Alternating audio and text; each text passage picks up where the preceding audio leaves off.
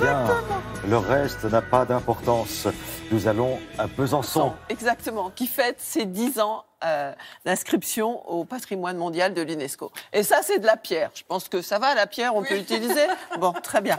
Alors, pourquoi? Ça nous donne l'occasion de découvrir sa belle citadelle, sa citadelle Vauban, qui fait partie du réseau Vauban, de 11 autres citadelles. Mais ce fameux réseau, il est né à Besançon, parce que Besançon, franchement, c'est la plus belle.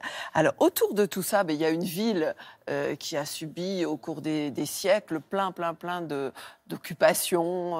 Au départ, c'était une petite tribu gauloise qui s'est installée là, parce qu'elle a dû être séduite par la boucle du Doubs qui enserre la ville. Et puis, ça s'est développé. Tout le monde a voulu un peu profiter de cette ville. Et puis un jour, Louis XIV a dit stop, ça suffit. Et depuis, elle est française. Voilà. Et cette ville, elle a développé beaucoup d'artisanat, le savoir-faire des artisans de Franche-Comté, comme les horlogers, par exemple. Et maintenant, beaucoup de créateurs s'y sont mis. Donc, c'est une ville dynamique. On va voir tout ça. C'est l'occasion d'aller visiter Besançon. On y va. Enlacé par une boucle du Doubs, Besançon.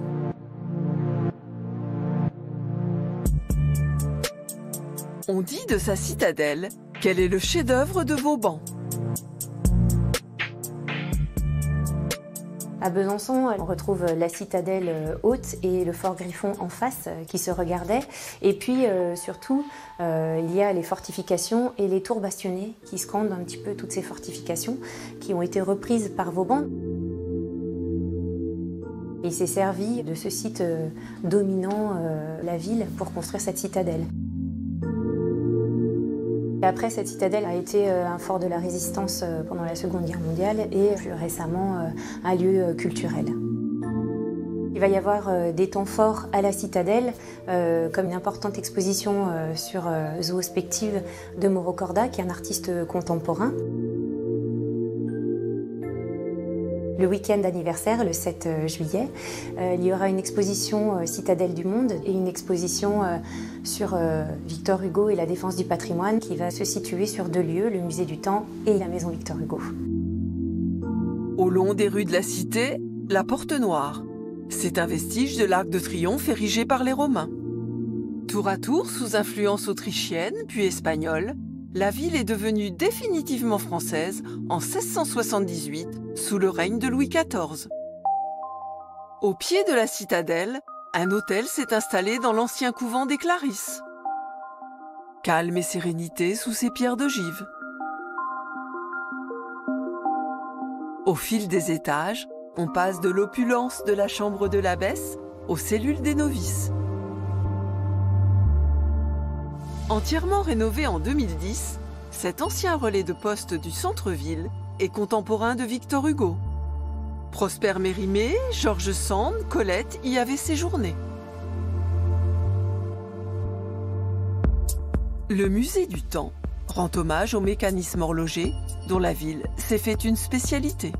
Besançon a bénéficié d'un apport massif d'horlogers suisses à la fin du XVIIIe siècle, après la Révolution française, qui a permis d'installer véritablement l'horlogerie à Besançon, qui n'était auparavant pas une ville horlogère.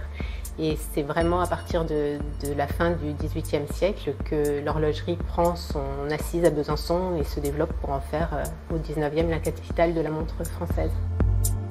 La pérennité de ce savoir-faire est aujourd'hui assurée par de petites entreprises byzantines audacieuses.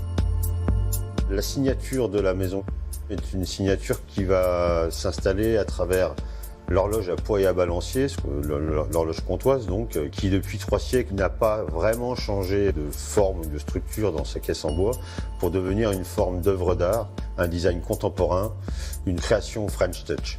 De l'horlogerie au design. Inspirée par les beaux paysages franc-comtois, une famille d'artisans locaux diffuse ses créations originales dans plus de 60 pays à travers le monde. Il y a un lien fort entre les objets développés et l'environnement campagne qui est dû à notre attachement pour la nature et les animaux. La nature et les animaux sont dans absolument tous les objets qu'on édite. Et maintenant, à vous les joies du montage. Bon, vous qui nous regardez, vous qui habitez Besançon ou dans la région, cette question ne vous concerne pas. Comment appelle-t-on les habitants de Besançon? Ah, le piège. Alors, voilà. Eh Les bien, Besançonnais. pas du tout. Ah bah non. Bah, évidemment, je sais, je la connais la réponse. Tu devrais animer des jeux, t'es pas mauvais.